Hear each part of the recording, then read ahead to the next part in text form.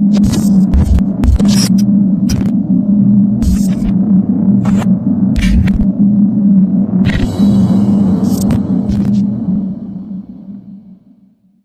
na si Julia na ang mata, natural daw na magkaiba ang kaliwang mata. Blue, ang kanan, brown. Pero meron siyang kondisyon na kung tawagin, heterochromia.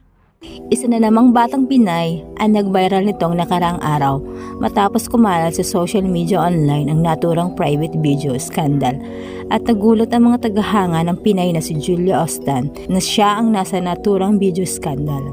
Ating kilalanin at ating balikan ang maiksing kwento ng Pinay na si Julia Ostan.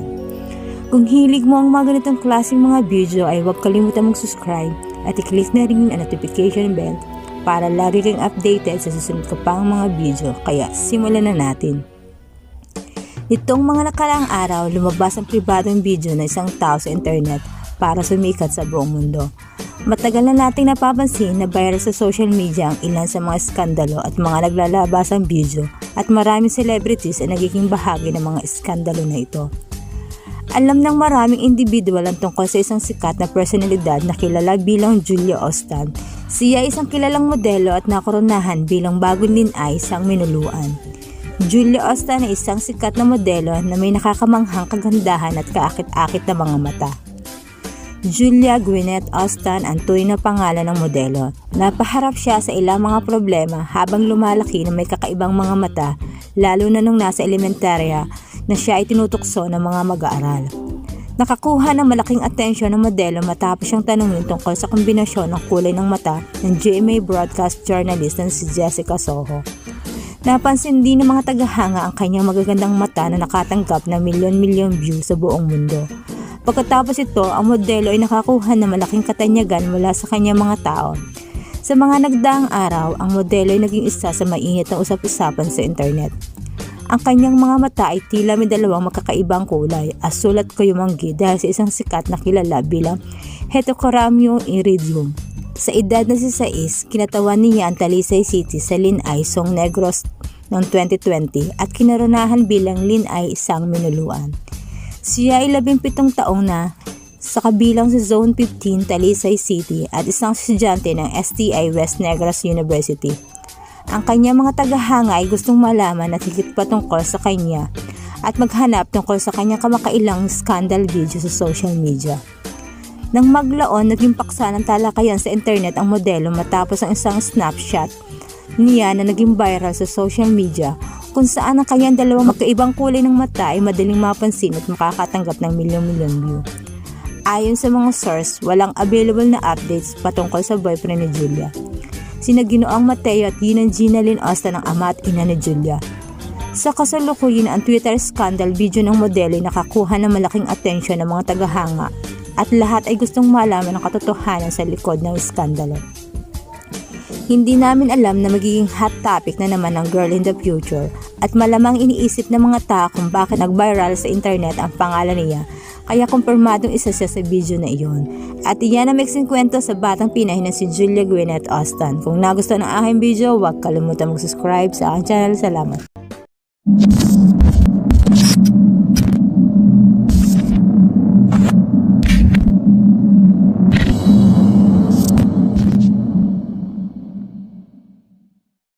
Kat, may problema kasi ako eh. Boss! Sensya na po. Pumunta kaming summer eh.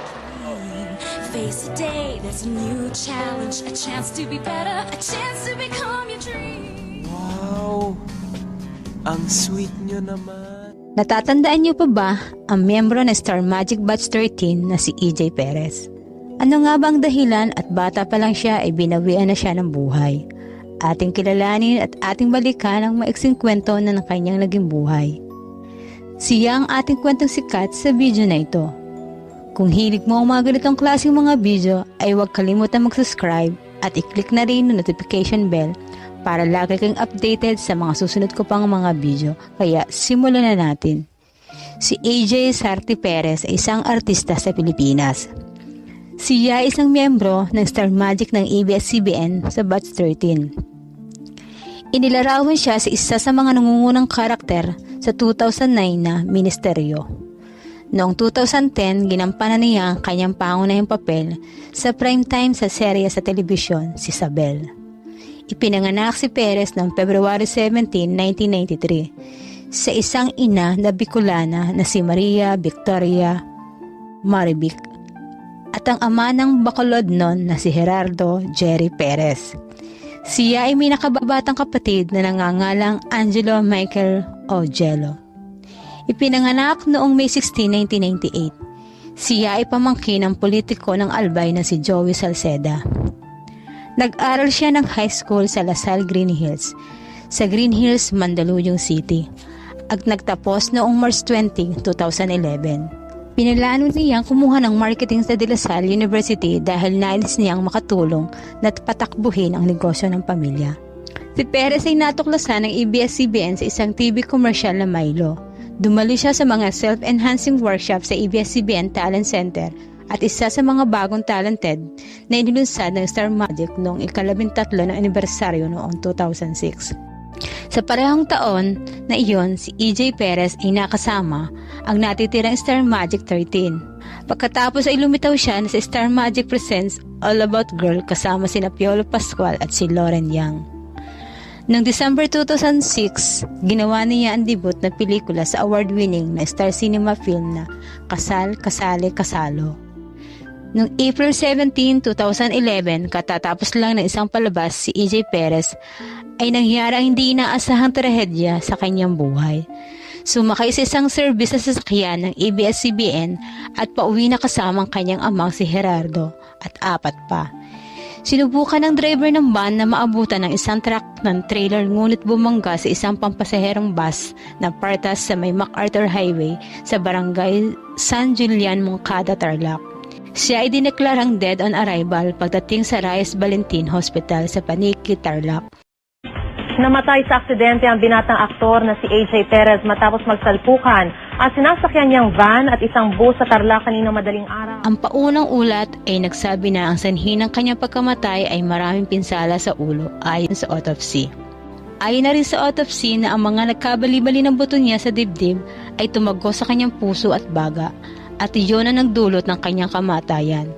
April 17, 2011 sa edad na 18 years old.